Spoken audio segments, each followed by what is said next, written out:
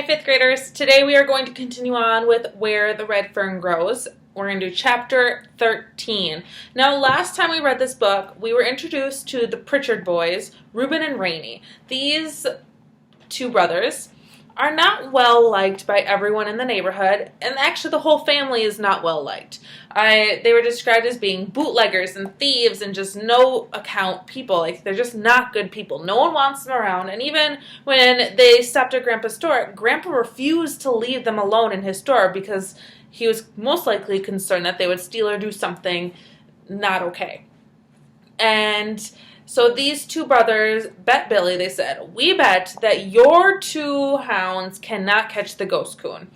So Billy's grandpa kind of nudges him like, "You got to take this bet. I want you to take those two boys down and show them how good you are."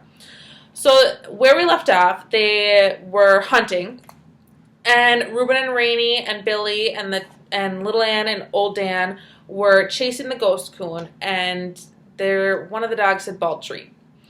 So now the boys had been saying, if he climbs up that one tree in the bottoms, he's gone for. He just disappears. No one ever knows where he goes.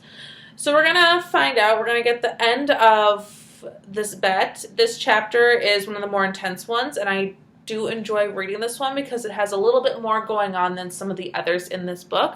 So I hope that you enjoy it, and I hope that when I hear from some of you that you can kind of give me an update on how you're feeling about it. Because I am putting in all this work to read these chapters to you. I hope that you're following along with them. I keep reminding you. So let's get going with chapter 13 to find out if Billy wins the bet or if Reuben and Rainey win the bet. I'm just going to throw my bookmark on the end of the chapter. Less than 20 pages in this one. So coming up to the tree, I could see it was huge. Bur oak. It wasn't tall. It was just the opposite, rather low and squatty. The top was a thick mass of large limbs, and it hadn't shed all of its leaves yet. It stood by itself in an old field. There were no other trees within 50 yards of it. About 15 feet to the left were the remains of a barbed wire fence. An old gate hung by one rusty hinge from the large corner post. I could tell that at one time the house had stood close by. Reuben saw me looking around. "A long time ago some Indians lived here and framed these fields," he said. I walked over to around the tree looking for the coon, but could see very little in the dark shadows. "Ain't no use to look," Reuben said. "He won't be there." Rainey spoke up. "This ain't the first time we've been to this tree," he said. Reuben told Rainey to shut up. "You talk too much," he said. In a whining voice, Rainey said, "Reuben, you know the coon ain't in that tree. Make him pay off and let's go home. I'm getting tired." I told Reuben I was going to climb the tree. "Go ahead," he said. It won't do you any good." The tree was easy to climb. I looked all over on each limb and even in every dark place. I looked for a hollow. The ghost coon wasn't there. I climbed back down, scolded Old Dan to stop his loud bawling, and looked for Little Ann. I saw her far up the old fence now, sniffing and running here and there. I knew the ghost coon had pulled a real trick, but I couldn't figure out what it was. Little Ann had never yet barked tree.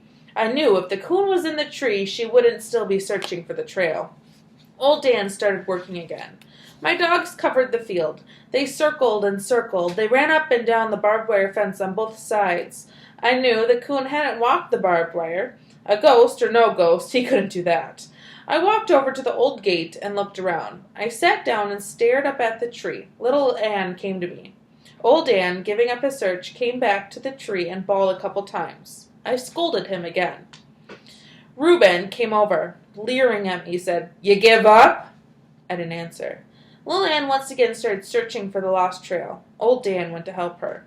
Rainey said, "I told you that you couldn't tree the ghost coon. Why don't you pay off so we can go home?" I told him I hadn't given up. My dogs were still hunting. When they gave up, I would too. Reuben said, "Well, we're not going to stay here all night." Looking back at the tree, I thought, perhaps I had overlooked something. I told Reuben I was going to climb it again. He laughed. "Go ahead. What won't do any good. You climbed it once. Ain't you satisfied?" "No, I'm not satisfied," I said. "I just don't believe in ghost coons." Reuben said, "I don't believe in ghosts either, but facts are facts. To tell you the truth, I've climbed that tree a dozen times, and there just ain't no place in it for a coon to hide. Rainey spoke up. Our old Our old blue hound has treed the ghost coon in this tree more times than one. Maybe you two don't believe in ghosts, but I do. Why don't you pay off so we can get away from here? I'll climb it one more time, I said. If I can't find him, I'll pay off. Climbing up again, I searched and searched. When I got through, I knew the ghost coon wasn't in that tree. When I came down, I saw my dogs had given up. They took the last resistance out of me. I knew if they couldn't find the ghost coon, I couldn't. Digging the $2 bills out of my pocket, I walked over to Reuben. Little Ann was by my side. I handed my money over, saying, Well, you won it fair and square. With a grin on his face, Reuben took my money. He said, I bet this will break your old grandpa's heart.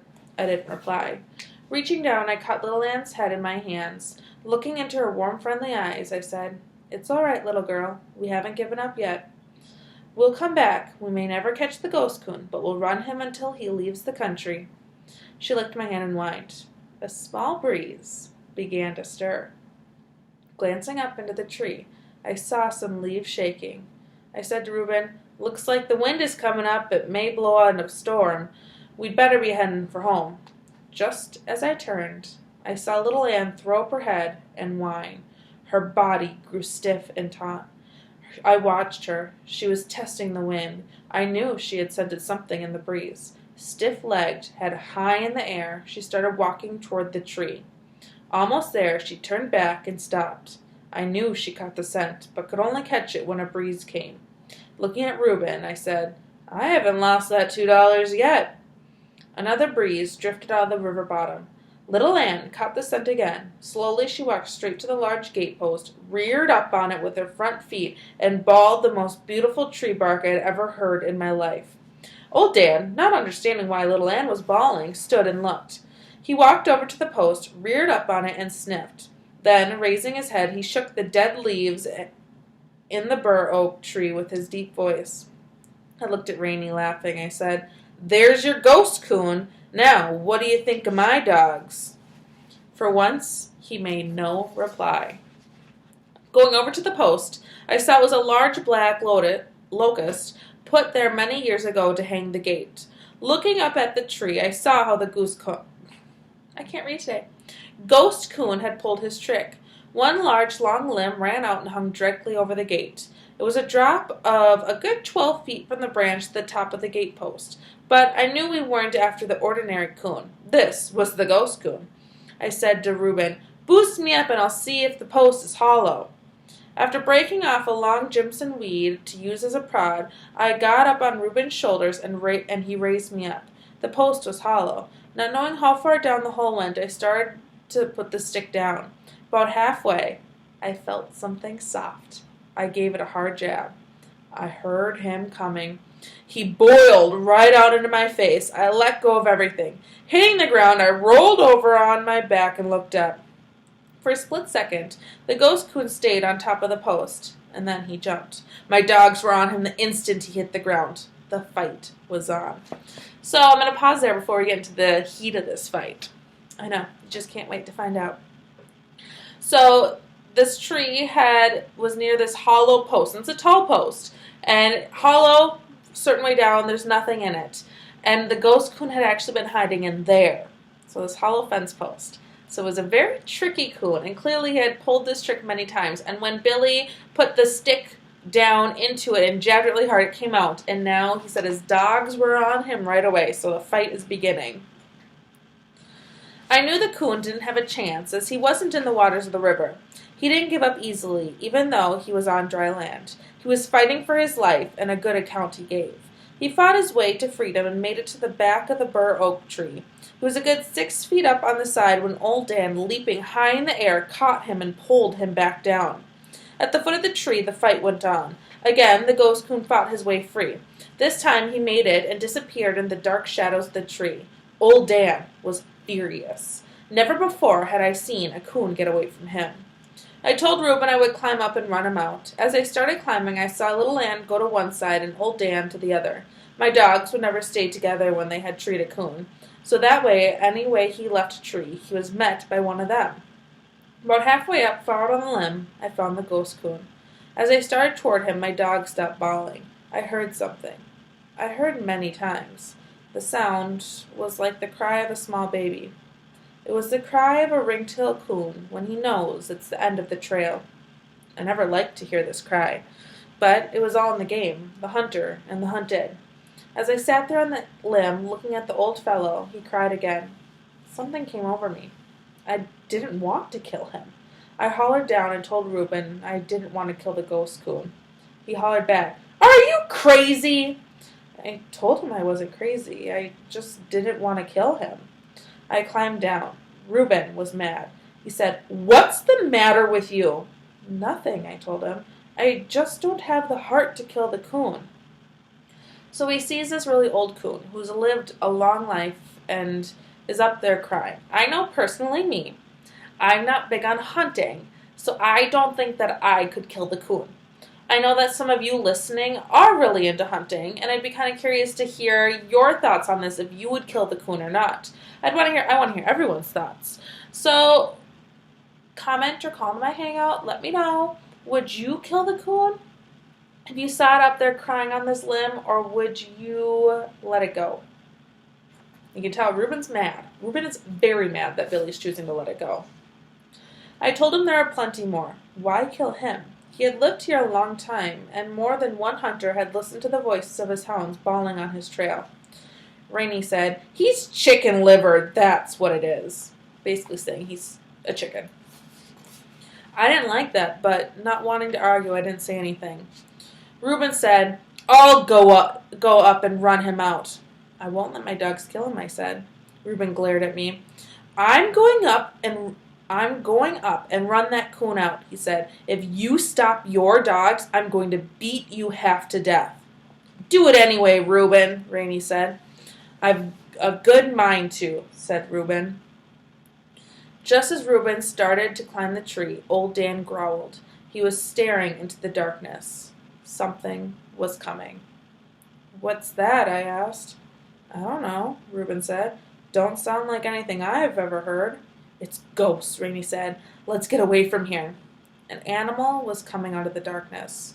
It was walking slowly in an odd way, as if it were walking sideways. The hair on the back of my neck stood straight up. As the animal came closer, Rainey said, "Why, it's old Blue. How did he get loose?" It was a big blue tick hound. Around his neck was a piece of rope about 3 feet long. One could see that the rope had been gnawed in two. The frayed end had become entangled in a fair-sized dead limb. Dragging the limb was what made the dog look so odd. I felt much better when I had found out what it was. So it wasn't some mountain lion or wild cat, as Billy often says. It was just Reuben and Rainey's hound, their old Blue. The blue tick hound was like the Pritchards, mean and ugly. He was a big dog, tall and heavy. His chest was thick and solid. He came up growling. The hair on his back was standing straight up. He walked stiff-legged around old Dan, showing his teeth. I told Rainey he had better get a hold of his dog, or there was sure to be a fight. "You better get a hold of your dog," he said. "I'm not worried about old Blue. He can take care of himself." I said no more.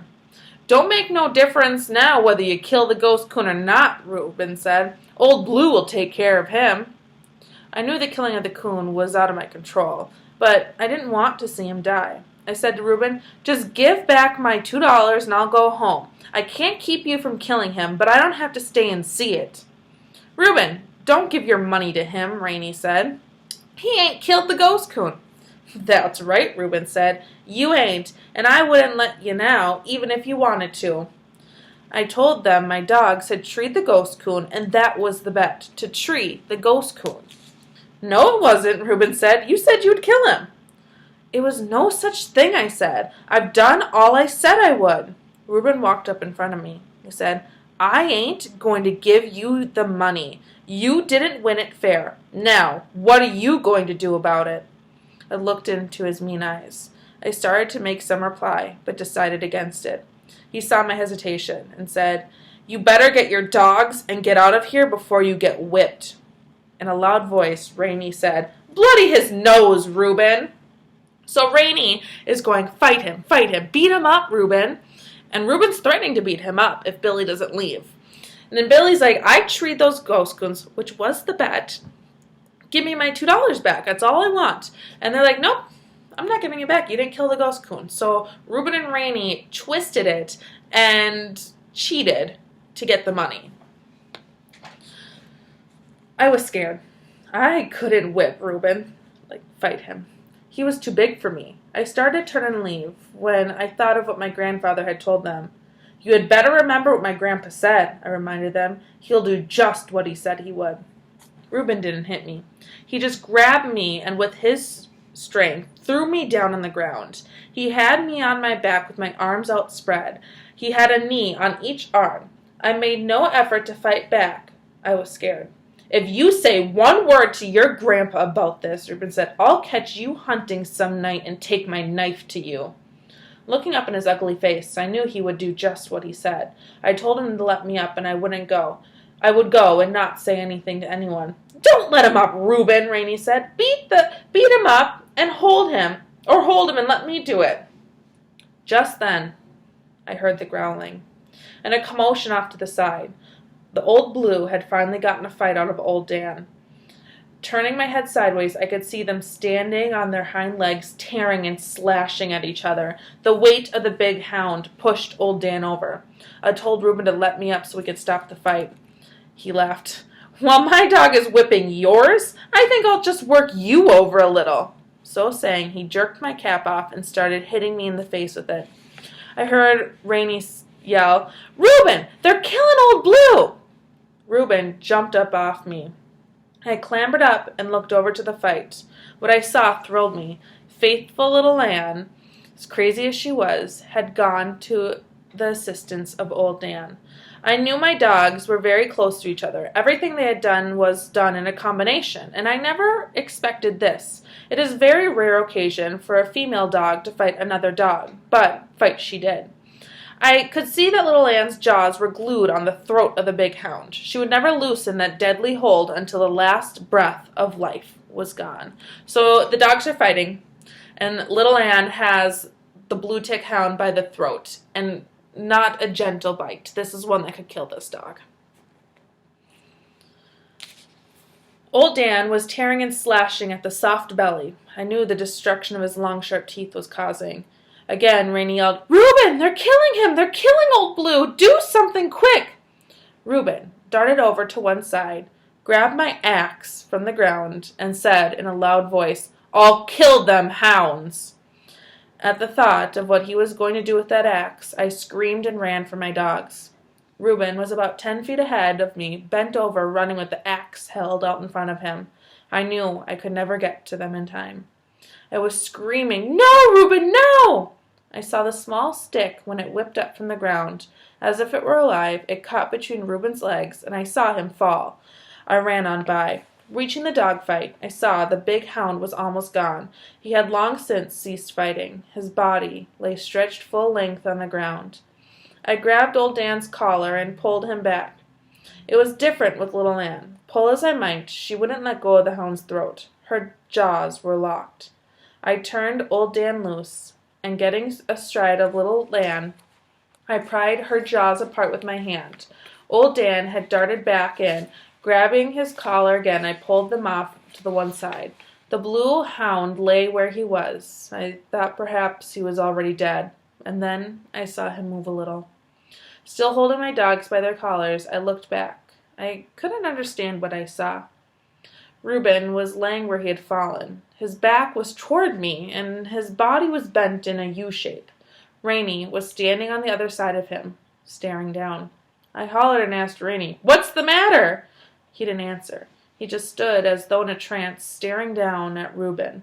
I hollered again. He still didn't answer. I didn't know what to do. I couldn't turn my dogs loose. They would go for the hound again. Again, I hollered to Rainey, asking him to come and help me. He neither moved nor answered. I had to do something. Looking around, my glance fell to an old barbed wire fence I led my dogs to. Holding onto their collars with one hand, I worked the rusty barbed wire backwards and forwards against the staple until it broke. Running the end underneath their collars, I tied them up. They made 2 or 3 lunges toward the hounds, but the wire held. I walked over and stopped at Rainie's side. Again, I asked, "What's the matter?" He said not a word. I could see that Rainie was paralyzed with fright. His mouth and eyes were open wide, and his face was as white as chalk. I laid my hand on his shoulder. At the touch of my hand, he jumped and screamed. Still screaming, he turned and started running. I watched him until he disappeared into the darkness. Looking down at Reuben, I saw what had paralyzed Rainie. When Reuben had tripped, he had fallen on the axe. As it entered his stomach, the sharp blade had sunk to the eye of the double-bitted axe. Turning my back at the horrible sight, I closed my eyes. My muscles in my stomach knotted and jerked. A nauseating sickness spread over my body. I couldn't look at him. I heard Reuben whisper. Turning around, I knelt down by his side with my back to the axe. I couldn't understand what he was whispering. Kneeling down closer, I heard and understood. In a faint voice, he said, "Take it out of me." I hesitated. Again, he pleaded, "Please, take it out of me." Turning around, I saw his hands were curled around the protruding blade as if he himself had tried to pull it out of his stomach. So, when Reuben was running towards the dogs to kill them, he had tripped over that stick, and the axe had gone into his stomach. And if you see an axe, the blade is fairly large, and it had gone all the way in, and he's laying there, and Rainie has run off. He's scared, obviously, seeing his brother with an axe sticking out of his stomach, and he's asking Billy to pull it out of him. How I did it, I'll never know. Putting my hands over his and pressing down, I pulled the axe from the wound. The blood gushed. I felt the warm heat as it spread over my hands. Again, the sickness came over me. I stumbled to my feet and stepped back a few paces. Seeing a movement from Reuben, I thought he was going to get up. With his hands, he pushed himself halfway up. His eyes were open wide, staring straight at me. Stopping in his effort of getting up, still staring at me, his mouth opened as if to say something. Words never came out. Instead, a large red bubble slowly worked its way out of his mouth and burst. He fell back on the ground. I knew he was dead. Scared, not knowing what to do, I called for Rainie. I got no answer. I called his name again and again. I could get no answer. I got no reply. My voice echoed in the darkness of the silent night. A cold chill ran over my body. I suppose it's natural at a time like that for a boy to think of his mother. I thought of mine, and I wanted to get home. Going over my dogs, I glanced to where the blue-tick hound was. He was trying to get up. I was glad he wasn't dead. Picking up my lantern, I thought of my axe. I left it. I didn't care if I never saw it again. Knowing I couldn't turn my dogs loose, I broke off enough of the wire to lead them. As I passed one of the branches of the bur oak tree, I looked up in the dark foliage. I could see the bright eyes of the ghost coon. Everything that had happened on this terrible night was because of his very existence, but it wasn't his fault. I also knew he was a silent witness of the horrible scene. Behind me lay the still body of a young boy. On my left lay the blue-tick hound, torn and bleeding. Even after all that had happened, I could feel no hatred for the ghost coon, and was not sorry I had let him live. Arriving home, I awakened my mother and father. Starting at my grandfather's mill, I told them everything that happened. I left nothing out. My mother had started crying long before I completed my story. Papa said nothing, just sat and listened. When I finished, he kept staring down at the floor in deep thought. I could hear the sobbing of my mother in the silence. I walked over to her. She put her arms around me and said, "My poor little boy." Getting to his feet, Papa reached for his coat and hat. Mama asked where he was going. "Well, I'll have to go up there," he said. "I'm going to get Grandpa, for he is the only man in the country that has authority to move a body." Looking at me, he said, "You go across the river and get Old Man Lowry, and you may as well go on up and tell the Bufords as well. Tell them to meet us at your grandfather's place." I hurried to carry the sad message. The following day was a nasty one. A slow, cold drizzle had set in. Feeling trapped indoors, I prowled from room to room. I couldn't understand why my father hadn't come back from the Pritchards. I sat by the window and watched the road. Understanding my feelings, Mama said, "Billy, I wouldn't worry. He'll be back before long. It takes time for things like that." "I know," I said, "but you would think he would have been back by now." Time dragged slowly by. Late in the afternoon, I saw Papa coming. Our old mule was jogging along. Water was shooting out from under his feet in small squirts in every step. Papa had tied the halter rope around the mule's neck. He was sitting humped over with his hands jammed deep in the pockets of his patched and worn jacket. I felt sorry for him. He was soaking wet, tired, sleepy, and hungry. Telling Mama, "Here he is," I grabbed my jumper and cap and ran out to the gate and waited. I was going to ask him what had happened at the Pritchards', but on seeing his tired face and wet clothes, I said, "Papa, you had better go get to the fire. I'll take care of the mule and do the feeding and milking." "That would be fine," he said. After doing the chores, I hurried into the house. I couldn't wait any longer. I had to find out what had happened. Walking into the front room, I saw my father in changed clothes. He was standing in front of the fireplace drinking coffee. "Boy, that's bad weather, isn't it?" he said. I said it was and asked him about Reuben. "We went to the old tree and got Reuben's body," Papa said. "We were on our way back to the Pritchards' when we met them.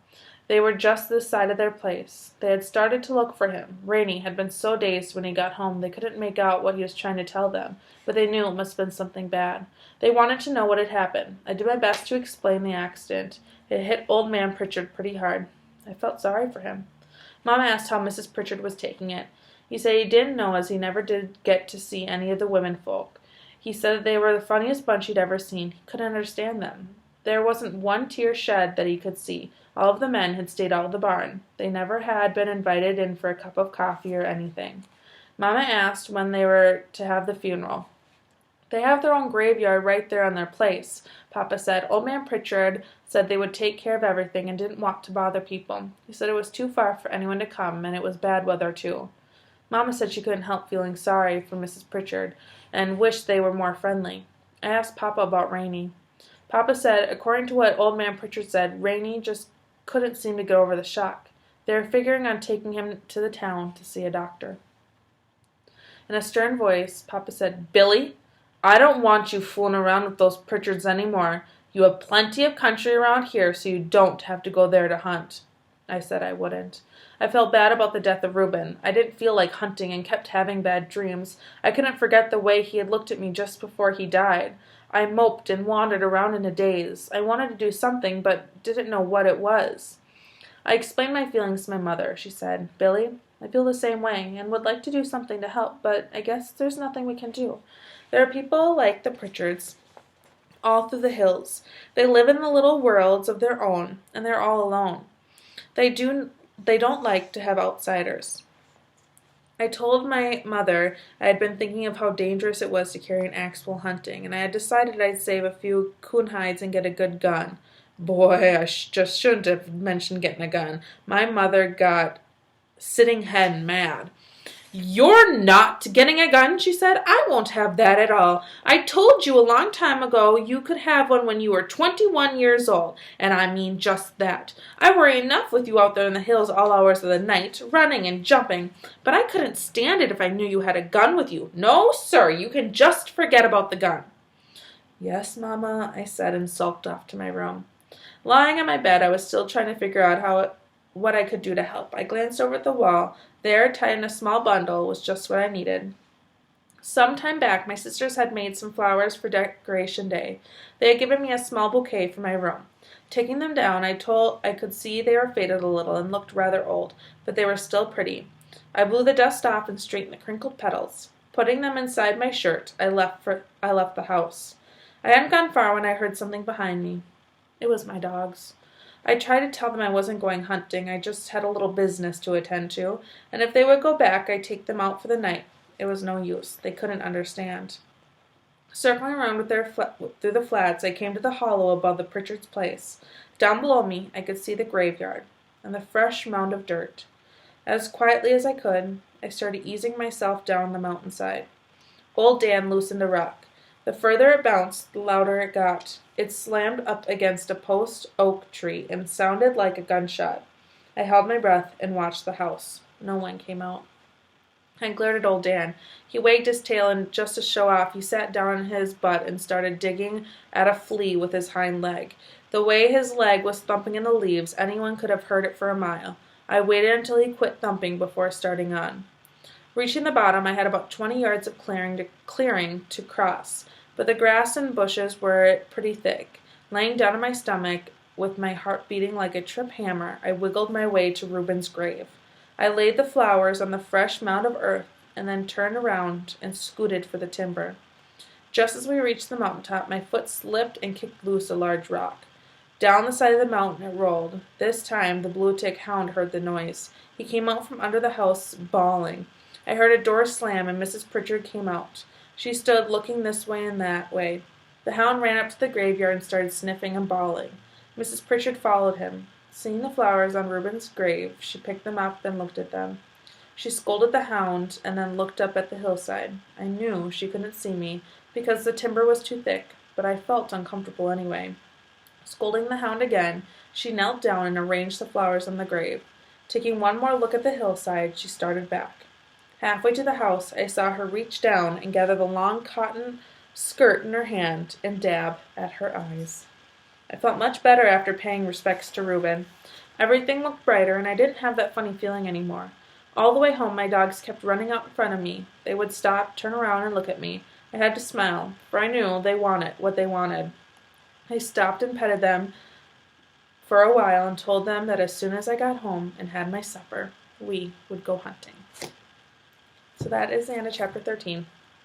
It's kind of a little bit harder one for me to read just because I get a little sad with the death of Reuben, even though he wasn't a great character. He's actually an antagonist, which is someone who goes against our main character.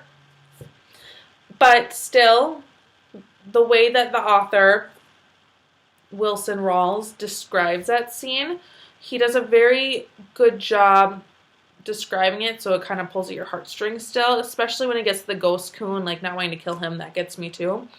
But the way he describes it, he doesn't go into too much detail. He says he feels the warmth of the blood and all that.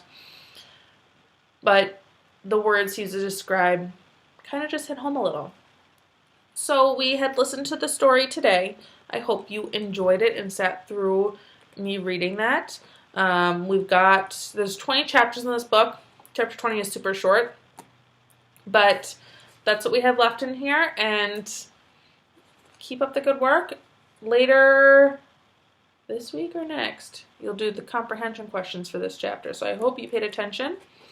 And I want to know what you've thought about this chapter. So please let me know if you like this chapter or not. I'm really curious. Okay, bye.